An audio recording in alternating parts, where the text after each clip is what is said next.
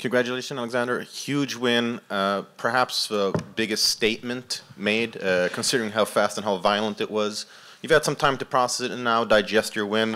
How do you feel about your performance? And, you know, you talked a little bit about wanting a top-tier opponent. After seeing the main event unfold, do you have any more precise indications of who exactly you want to fight? I just beat Jimmy. I'm gonna take his place in the rankings. So there's just a couple of more guys in front of me in the rankings, and I don't want to call anybody out, but I'm focusing to the top, and the guys recognize me and they know they're gonna fight me sooner or later. So yeah, I don't care. Just he has to be better ranked than me and to get to the top.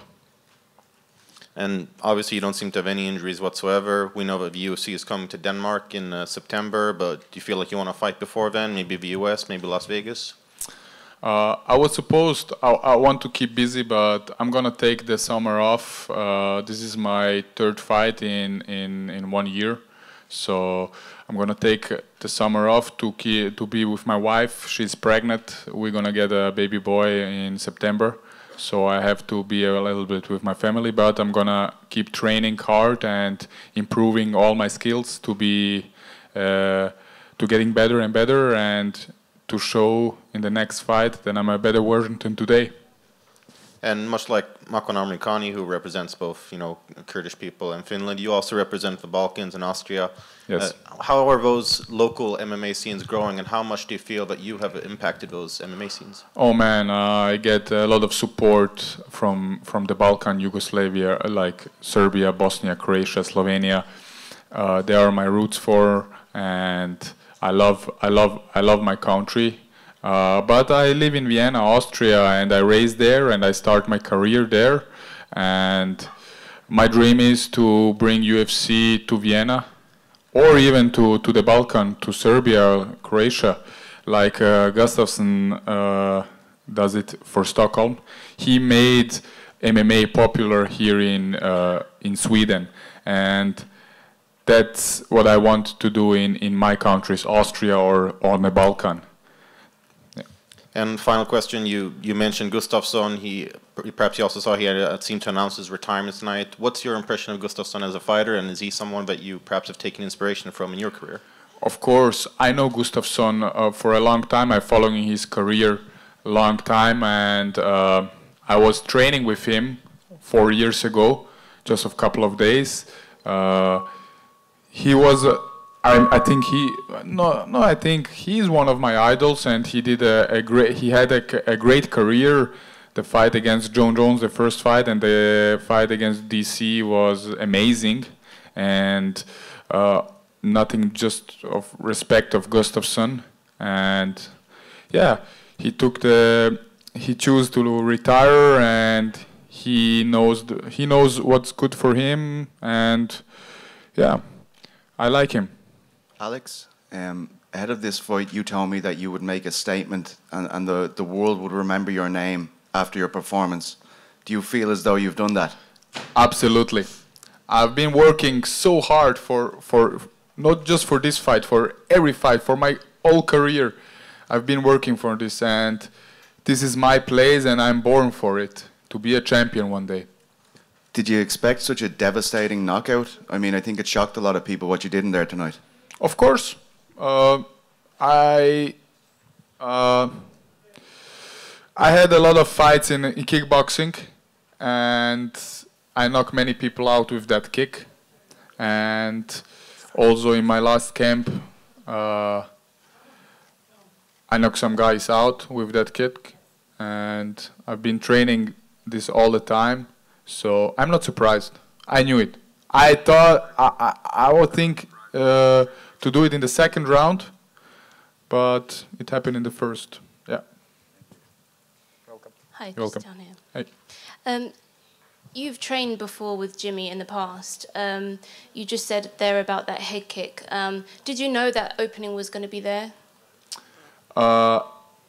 I was training with Jimmy 4 years ago, but we just trained a couple of days here in Sweden in the All Stars gym, and I was a kid. I mean, I was growing in these 4 years. I was growing and getting better and better, but every time I go to sleep, I think about that fight, not just about this fight, about upcoming fights, and I visualize every combination I'm gonna throw, and this is one of my favorite combinations, to fake the takedown and come with the right uppercut and the left high kick, and it's nothing new to me. I did it a couple of times, and yeah, now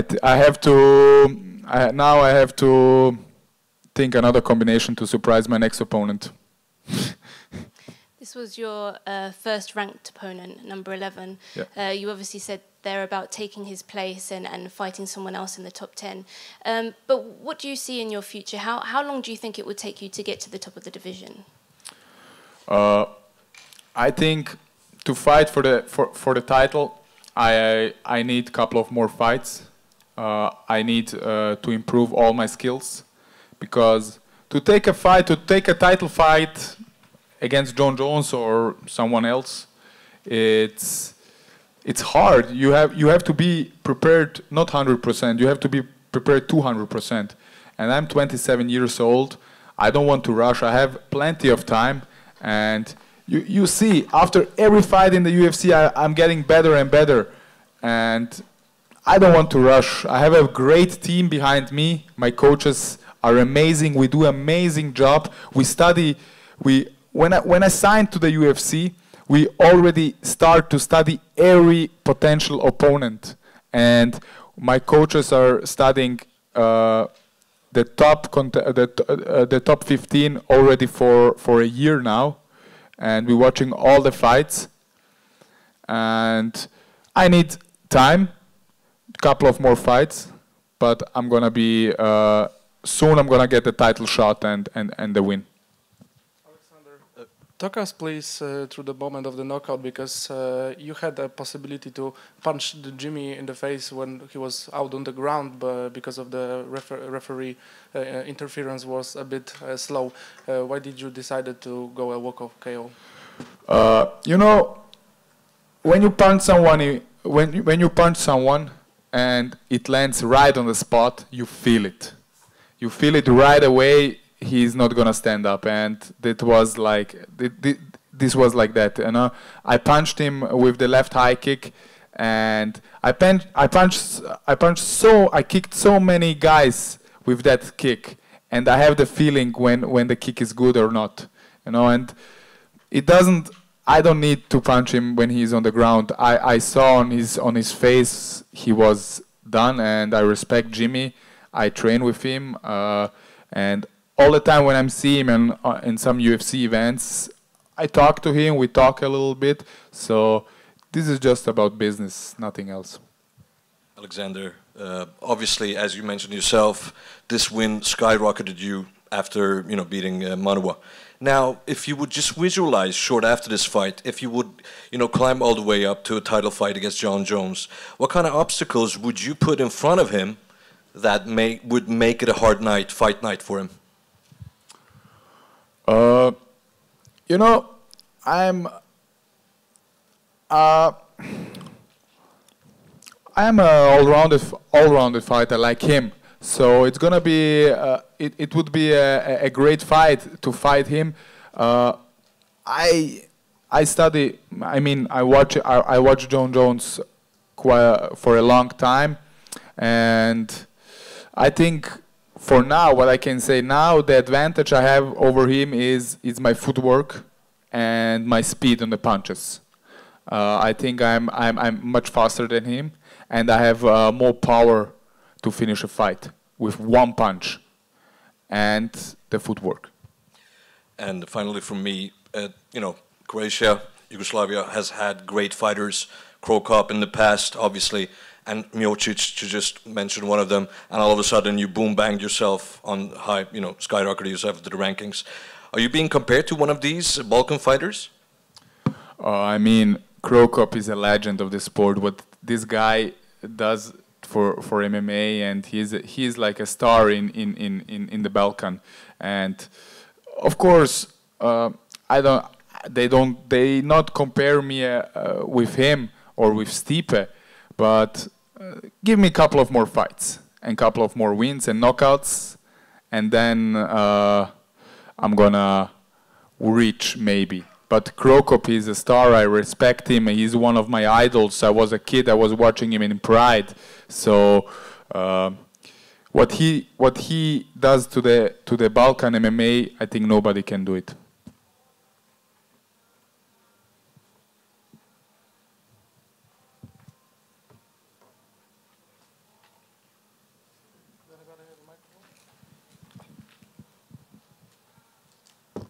Aleksandar, are there any prospects from the Balkans, the young MMA fighters, would you recommend UFC to sign with?